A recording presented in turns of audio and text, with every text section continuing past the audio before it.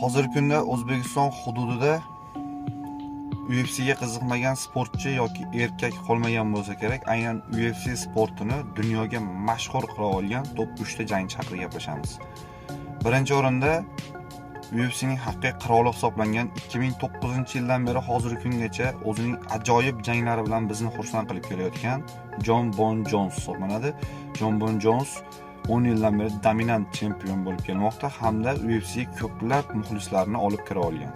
Ikkinchi o'rinda bu trash talking hamda media olamida o'z o'rniga ega bo'lgan, o'zining shov-shuvli chiqishlari bilan hammaning yodida qolgan va ko'plab muxlislar orttira olgan Conor McGregor.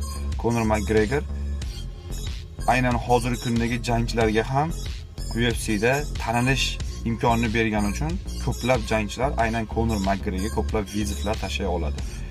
Uchinchi o'rinda hammamiz kutgan musulmonlarning eng suyukli jangchisi Habib Nurmagomedov.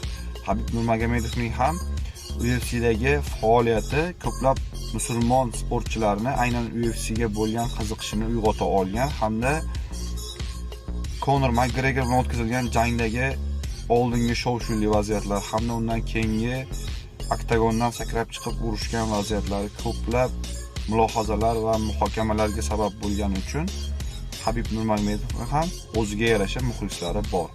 Sizningcha UFC'da yana bundan-da qiziqarli jangchilar kim? Buni izohlarga yozib qoling. Aynan shu jangchilar haqida biz sizlarga ma'lumot yetkazamiz.